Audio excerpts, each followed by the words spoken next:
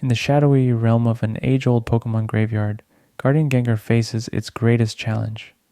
When heartless poachers invade, seeking to plunder the resting spirits, Gengar must summon the spectral forces to protect their sacred home. Join the battle where ghostly echoes rise and ancient powers collide in Gengar's last stand, the Graveyard Guardians. Witness as Gengar rallies an army of shadows in a race against time to safeguard a world where the past is always present. Chapter 1: The Sacred Grounds. In the heart of a dense whispering forest, shrouded in mist and mystery, lay an ancient Pokemon graveyard. This hallowed ground, a resting place for Pokemon of eras past, was veiled in perpetual twilight. Wrought iron gates, entwined with ivy, stood sentinel at the entrance, guarding the peace of those who lay within. Tombstones, worn and weathered by time, were scattered amidst ancient statues of legendary Pokemon, standing as silent protectors of the sacred land. In this ethereal realm, Gengar, the ghostly guardian, floated silently among the tombstones. Its eyes, glowing faintly in the dim light, reflected a deep sense of duty and respect for the resting spirits. Gengar, known for its mischievous nature, here exuded a solemn tranquility, befitting its role as the keeper of peace.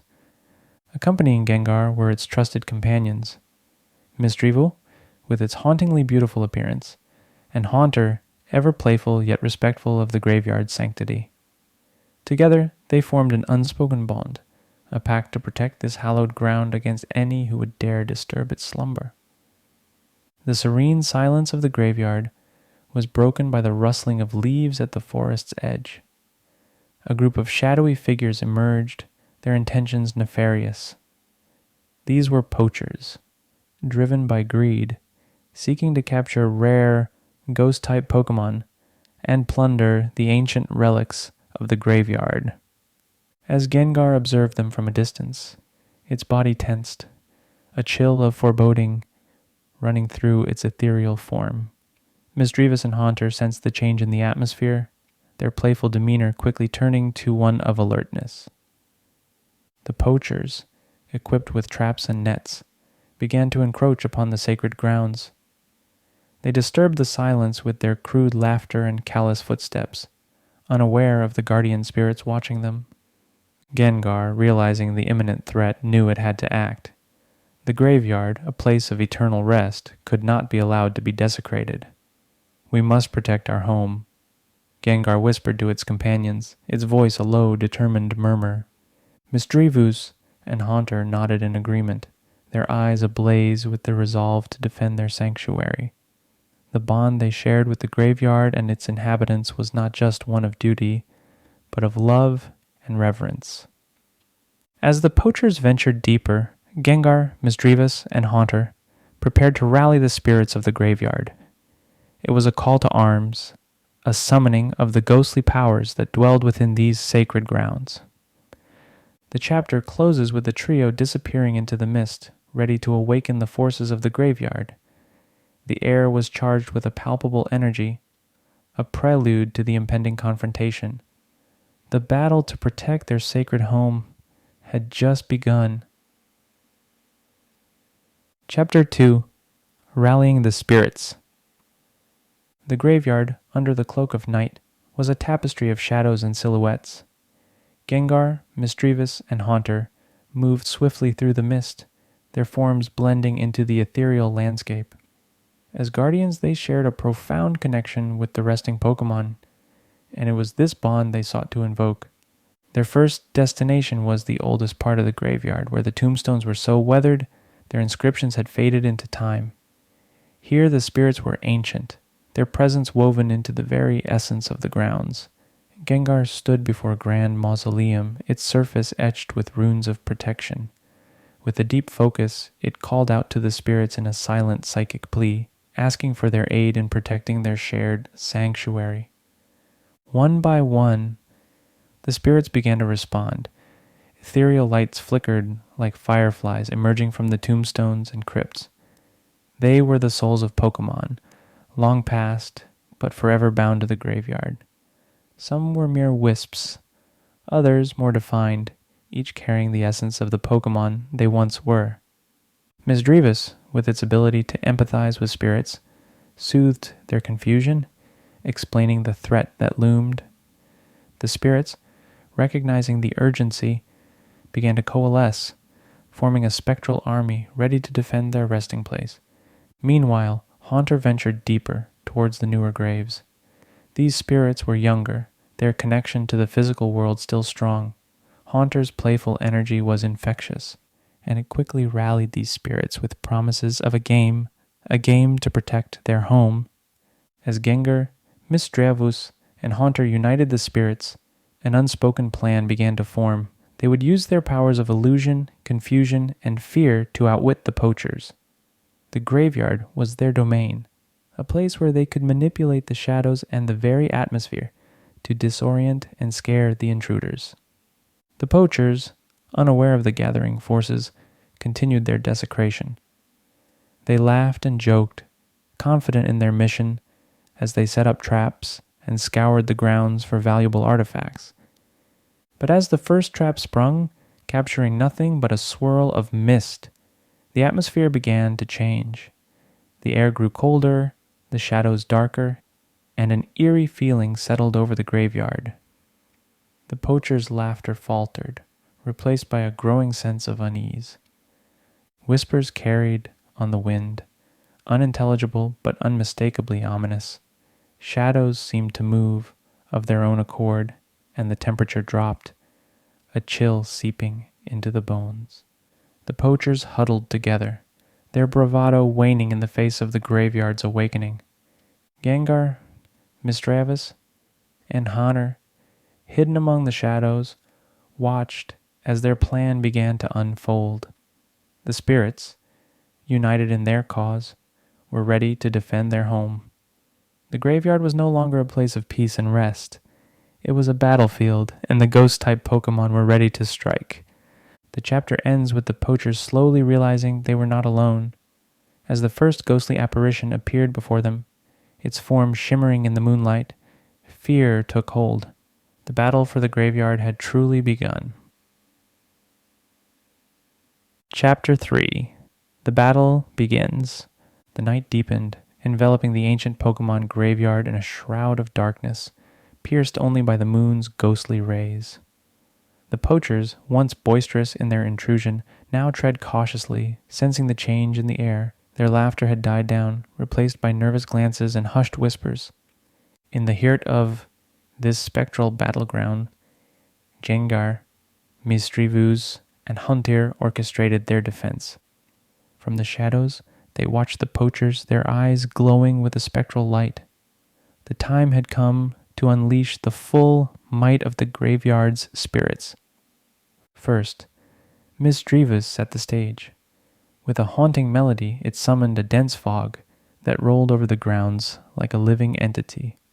The fog blurred the lines between reality and illusion, making the familiar seem unfamiliar, the benign feel malevolent. Haunter, reveling in the chaos, darted in and out of the fog. Its laughter, disembodied and echoing, added to the eerie ambiance. It manipulated shadows, creating looming figures that seemed to chase the poachers as they stumbled through the mist. Gengar, with its commanding presence, directed the spirits. Wisps of ethereal energy floated through the air, materializing into ghostly Pokemon that darted around the poachers, their touch as cold as the void. The spirits did not harm but disoriented, leading the poachers in circles away from their intended path. The poachers, growing increasingly terrified, realized they were outmatched. The graveyard was alive with ghostly entities, each corner revealing a new horror. They tried to regroup, but the relentless haunting left them frayed. In a moment of panic, the leader of the poachers made a desperate decision to capture what they could and flee. They targeted a lone spirit, a small wavering flame that flickered sadly near an old tombstone. As they approached, Gengar intervened, its form materializing from the shadows. With a swift, decisive move, it unleashed a powerful nightshade, a warning shot that sent the poachers reeling. The message was clear. The graveyard would not tolerate their greed and disrespect. Gengar's eyes blazed with an otherworldly fire, and the poachers, finally understanding the grave mistake they had made, turned to flee. But the spirits were not done yet. As the poachers ran, the spirits of the graveyard gave chase, a spectral procession that herded the intruders towards the exit. The fog thickened, the shadows danced, and the eerie cries of ghost-type Pokemon filled the air. It was a symphony of the supernatural, a display of the graveyard's hidden power. The chapter concludes with the poachers stumbling out of the graveyard, their equipment abandoned, their faces etched with fear. They vanished into the night, leaving behind the sacred grounds they had so foolishly sought to plunder. Gengar, Misdreavus, and Haunter, along with the spirits of the graveyard, watched them go. There was no triumph in their victory, only a solemn satisfaction. The graveyard was safe once more, its peace restored, but the night's events were a reminder of the constant vigil they must keep to protect their eternal home. Chapter 4. Restoring Peace. As the last of the poachers disappeared into the night, the ancient Pokemon graveyard slowly began to reclaim its tranquility. The dense fog that Misdreavus summoned dissipated, revealing the moonlit beauty of the sacred grounds once more. The ghostly apparitions, having fulfilled their duty, faded back into the shadows and tombstones from whence they came. The graveyard, stirred into action by the threat, settled back into its timeless slumber. Gengar, Misdreavus, and Haunter lingered in the aftermath, their forms illuminated by the soft lunar glow. The air was still, filled with a silent acknowledgement of the night's events. Gengar, looking around at the peaceful resting places of countless Pokemon, felt a profound sense of guardianship and pride. It had protected those who could not protect themselves, upheld the sanctity of their final resting place. Misdreavus floated gracefully to Gengar's side, its ethereal form shimmering slightly. "You led us well," it said in a voice that was like a gentle breeze. "The spirits are at peace again. Thanks to you." Haunter, its usual playfulness subdued, added in a somber tone, "We showed them the power of the graveyard. They won't dare to return." Gengar nodded, its eyes reflecting the myriad of tombstones. "We did what we had to do," it said, "but let's hope our rest remains undisturbed for many years to come." As they spoke, the spirits of the graveyard, now calm and serene, began to show themselves again.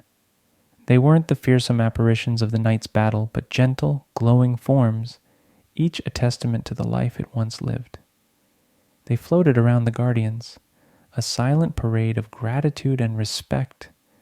The first light of dawn began to creep over the horizon, casting a warm glow over the graveyard. The night's events seemed almost like a dream, a fleeting moment of disturbance in the eternal calm of the place. Gengar, Misdreavus, and Haunter watched the sun rise, a rare sight for these nocturnal beings. The rising sun painted the sky in hues of orange and pink, signaling the start of a new day. As the guardians of the graveyard, they knew their duty was never ending. They would always be there, watching over the spirits, protecting the sanctity of this sacred place. But for now they could rest, assured that peace had been restored. The story ends with the three of them settling back into their usual spots, the guardians once again assuming their vigil. The graveyard, with its ancient tombs and whispering spirits, stood as a beacon of rest and peace, undisturbed and revered, watched over by its faithful protectors.